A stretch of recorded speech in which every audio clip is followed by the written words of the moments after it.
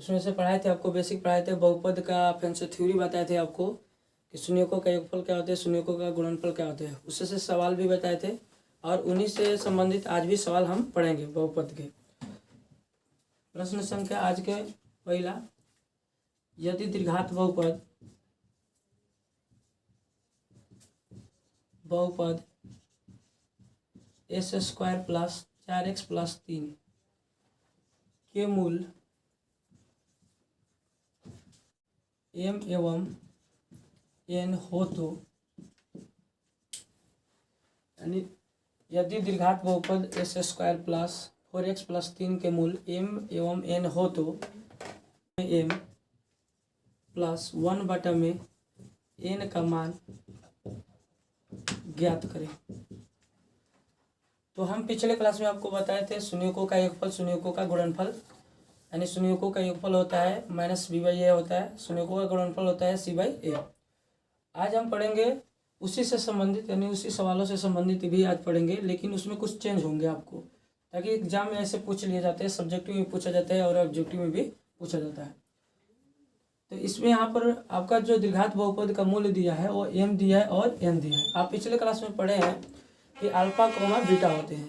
तो एग्जाम में क्या करता है कि मूलों की जगह पर, यानी अल्फा और बीटा की जगह पर कभी कभी m n दे देता है, कभी p r दे देता है, तो कभी a और b देता है।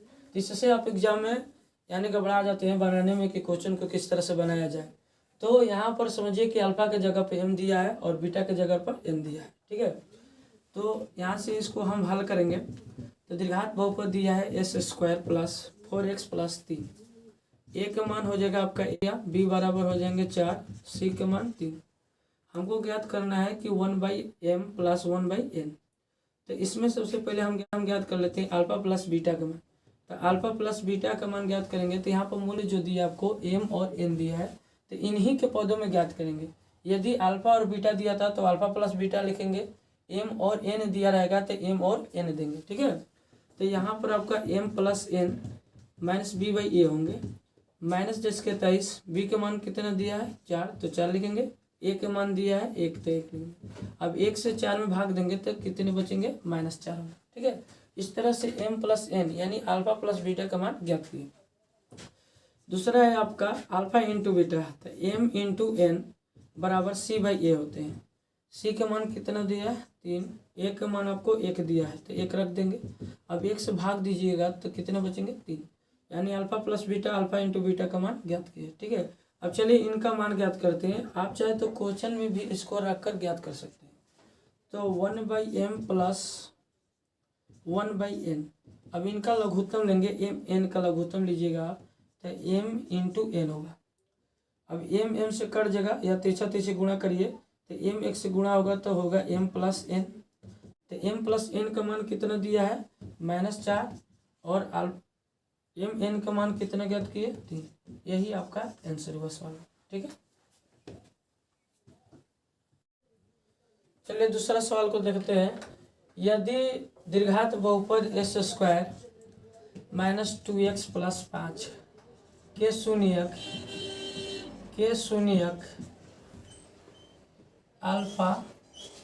अल्फा एवं बीटा हो तो, अल्फा बटा में बीटा प्लस बीटा बटा में अल्फा का मान ज्ञात करें। ये भी प्रश्न आपको पूछे जाते हैं एग्जाम में कि अल्फा बटा में बीटा प्लस बीटा बटा में अल्फा का मान ज्ञात करें द्विघात बहुपद में।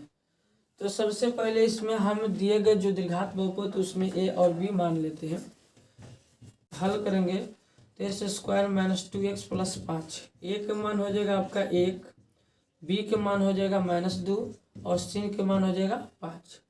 मान ज्ञात करना है 1 में अल्फा प्लस 1 में बीटा। इससे पहले हम आसान बनाने के लिए क्वेश्चन को अल्फा प्लस बीटा अलग अलग ज्ञात कर लेते हैं। तो अल्फा प्लस बीटा का मान होता है -b/a, तो माइनस जिसके 23 है ना, b के मान कितना दिए -2, a का मान कितना दिए 1, भाग दीजिएगा तो पहले माइनस माइनस मिलके क्या हो जाएगा प्लस, 1 से भाग दीजिएगा तो कितने हो जाएंगे 2। तो ये अल्फा प्लस बीटा का मान गया, alpha into beta, alpha into beta बराबर होता है सी बाई ए। तो सी के मान 5 दिया है, ए का मान 1 दिया है, 1 से भाग दीजिएगा। अब हम लोग को मान ज्ञात करना है अल्फा बटा में बीटा प्लस बीटा बटा में अल्फा। तो यहाँ पर हम अल्फा बटा में बीटा प्लस बीटा बटा में अल्फा को ज्ञात करते हैं। अल्फा इंटू बीटा का लघुत्तम लीजिएगा तो अल्फा इंटू बीटा होगा। तो बीटा बीटा मिल रहा है तो अल्फा नहीं मिल रहा, तो अल्फा अल्फा में गुणा करिएगा तो अल्फा स्क्वायर, बीटा बीटा में गुणा करिएगा तो बीटा स्क्वायर हो जाएंगे। ठीक है, लघुत्तम लेकर बनाए। अब यहाँ पर एक सवाल आया कि ए स्क्वायर प्लस बी स्क्वायर का रूप ले लिया, जबकि थ्योरी में आपको नहीं पढ़ाए, खाली थ्योरी में आपको अल्फा प्लस बीटा और बीटा प्लस अल्फा बना है। तो यहाँ पर ए स्क्वायर प्लस बी स्क्वायर हो गया। तो आपका एक सूत्र पढ़े होंगे, ए स्क्वायर प्लस बी स्क्वायर का सूत्र होते हैं ए स्क्वायर प्लस बी स्क्वायर बराबर ए प्लस बी के होल स्क्वायर माइनस 2ab होते हैं। अब इसी सूत्र को यहाँ पर यूज करेंगे। ठीक है, तो अल्फा प्लस बीटा दिया है तो लिखेंगे अल्फा प्लस बीटा का होल स्क्वायर फिर माइनस 2, तो अल्फा इंटू बीटा। बाटा में आपको अल्फा इंटू बीटा जैसे तैसे लिखिए। अल्फा प्लस बीटा का मान बताइए कितना ज्ञात किए, 2, तो 2 का होल स्क्वायर माइनस 2 गुणे अल्फा इंटू बीटा। तो अल्फा इंटू बीटा का मान 5 है तो 5 लिख देंगे, अल्फा इंटू बीटा का मान 5। अब इनको सॉल्व करेंगे, 2 दूनी के 4, 5 दूनी के 10, बाटा में 5। 10 बड़ा है तो 10 में 4 घटेगा, कितना बचेगा -6, बाटे में 5। इस तरह से यह आपका आंसर हो गया। ठीक है, तीसरा सवाल आपका अलग टाइप का है। यदि द्विघात बहुपद S square minus 2x plus 5 के शून्यक m एवं n है। अब यहाँ पर पिछले आपको सवाल में पढ़ा है कि अल्फा और बीटा है, अब यहाँ पर दे दी m n, तो आपको घबराना नहीं है कि ओ माय गॉड क्या हो गया। आपको समझना है कि अल्फा के जगह पर m है और बीटा के जगह पर आपका n है। तो यहाँ पर ज्ञात करना है m square plus n square ज्ञात करिए। तो यहाँ पर इनको हल करेंगे। बहुपद S square minus 2x plus 5 दिया है आपको, तो a बराबर 1 हो गया, b बराबर -2, c बराबर आपका 5 हुआ। अब मान ज्ञात करना है, यहाँ पर आपको m square plus n square का मान ज्ञात करना है। तो इनका सूत्र लिखेंगे m प्लस n का whole square -2 alpha into beta यानी m इंटू n। तो A square plus B square का सूत्र होता है ए प्लस बी के होल स्क्वायर। तो यहाँ पे m n में दिया है तो m प्लस n के whole square -2m into n।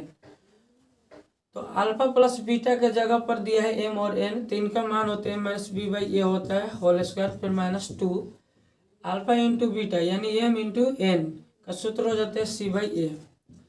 इनका मान बोलिए माइनस है, माइनस b का मान -2 और a का मान 1 है तो 1, अब होल स्क्वायर है तो होल स्क्वायर माइनस c/a, तो c का मान 5 और a का मान 1।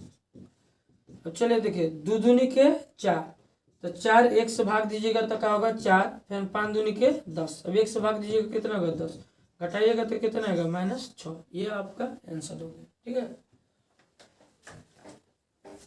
यदि थ्योरी याद करते हैं तो आपसे सवाल बन जाते हैं आसानी से, अगर थ्योरी नहीं याद करेगा तो सवाल नहीं बनेंगे। यदि मान लीजिए आपके पास थ्योरी नहीं है तो थ्योरी का अगर हमारे पास नोटबुक्स लेना चाहते हैं, है ना, तो इस नंबर पर आप कॉल कर लीजिएगा, हम आपके नंबर पर हम सेंड कर देंगे 7488। चौथा सवाल को देखते हैं। यदि बहुपद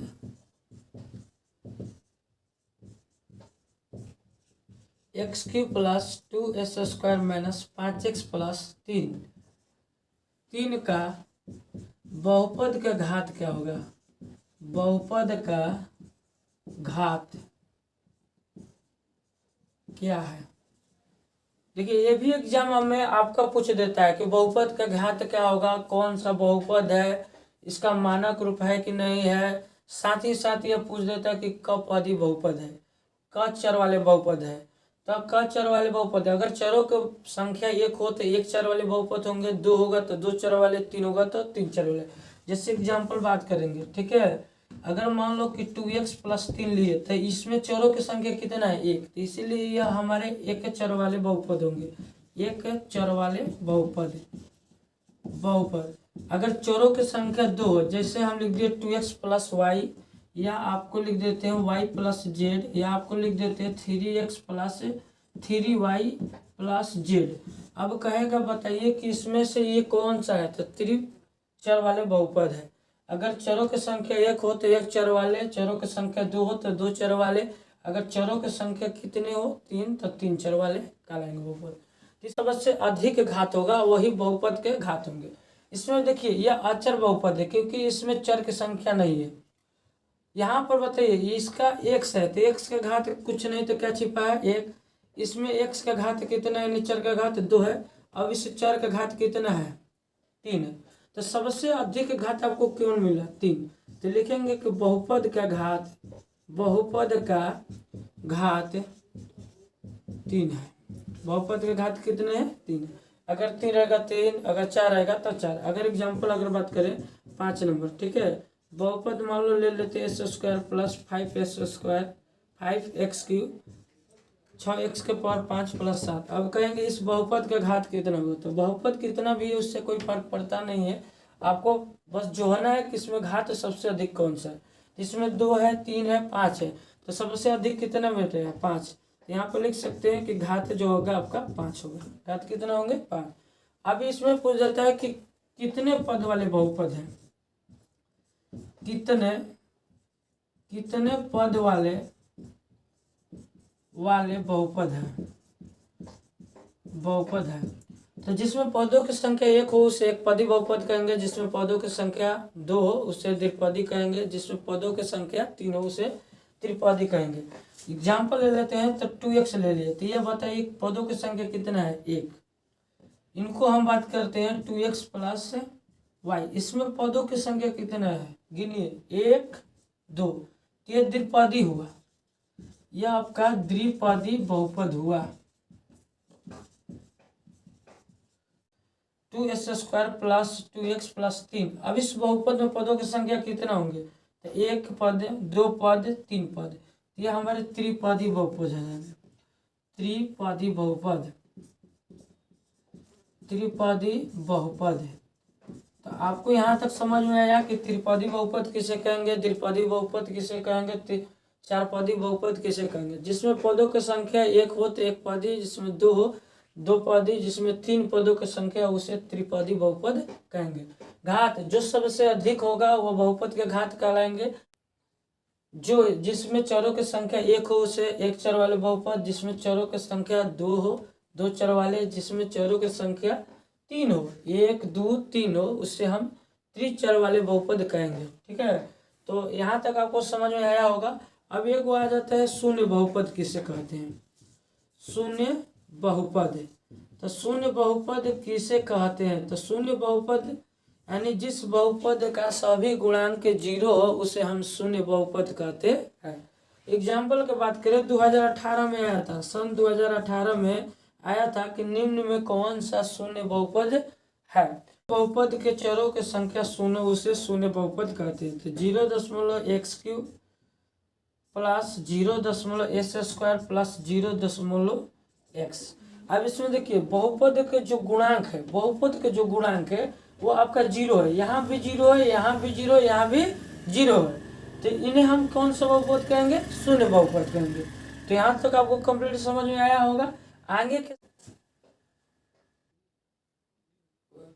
इसमें बहुपद दीर्घात बहुपद को ज्ञात करने के लिए देता है जबकि शून्य दिया रहेगा। ठीक है, तो दीर्घात बहुपद को ज्ञात करने के लिए सूत्र होते हैं दीर्घात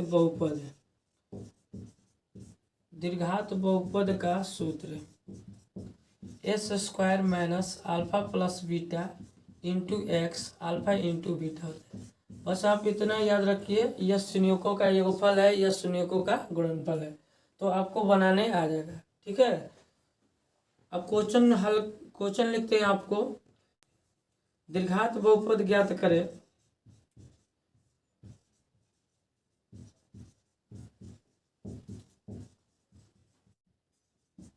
जिसका संयुगों का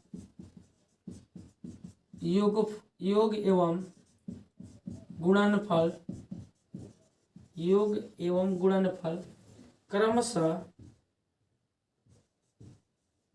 क्रमशः 4 एवं 2 है। देखिए आपका ये भी सवाल आ जाते हैं, ऑब्जेक्टिव और सब्जेक्टिव दोनों में आते हैं, तो ध्यान से देखिएगा ताकि 2023 में आपका प्रश्न छूटे ना, एकदम हाईवे करेगा इस टाइप पर, या तो ऑब्जेक्टिव में आ सकते हैं ना तो सब्जेक्टिव में आ सकते हैं। तो दीर्घात बहुपद ज्ञात करें, यानी आपको दीर्घात बहुपद ज्ञात करना है जिनके शून्यकों का योगफल एवं गुणनफल दिया है। तो पहले आपको योगफल का है, तो योगफल किसको कहते हैं? अल्फा प्लस बीटा, तो अल्फा प्लस बीटा का मान दे दिया है 4। गुणनफल किसको कहते हैं? अल्फा इंटू बीटा, तो अल्फा इंटू बीटा का मान दे दिया है 2, तो 2 लिखेंगे। ज्ञात करना है आपको दीर्घात बहुपद, तो दीर्घात बहुपद के सूत्र से लिखेंगे, तो दीर्घात बहुपद का सूत्र s² minus alpha plus beta into x alpha into beta, ये रहा आपका दीर्घात बहुपद का सूत्र। अब इन पर मान रख देंगे, प्लस का प्लस रख देंगे, गुणा वाला गुणा पर रख देंगे, तो s² आपका जैसे 23 रहेगा माइनस अल्फा प्लस बीटा, तो अल्फा प्लस बीटा का 4 दे दिया है, तो 4x plus alpha into beta का मान 2 दिया है, तो 2 हो गया। ये रहा आपका दीर्घात बहुपद का सूत्र। ठीक है, इस तरह से हम अब दीर्घात बहुपद को ज्ञात किए। फिर से समझना समझिए, दीर्घात बहुपद ज्ञात करें जिसका शून्यकों का योगफल एवं गुणनफल क्रमशः 4 और 2 दिया है। तो योगफल हम अल्फा प्लस बीटा का कहते हैं, तो योगफल बराबर 4, अल्फा इंटू बीटा गुणनफल कहते हैं, तो गुणनफल बराबर 2। दीर्घात बहुपद के सूत्र से s² minus alpha plus beta into x alpha into beta होते हैं। ठीक है, यदि ये सवाल आपको, यदि ये थ्योरी आपको याद रहता है तो समझिए पक्का है 1 नंबर या 2 नंबर आपको एग्जाम में मिल जाएंगे। s² अल्फा प्लस बीटा का सूत्र हो गया, अल्फा प्लस बीटा का मान हो गया 4, तो 4 लिख दिए, अल्फा इंटू बीटा का मान दिया है 2, तो 2 लिख दिए। यह आपका क्या हो गया आंसर।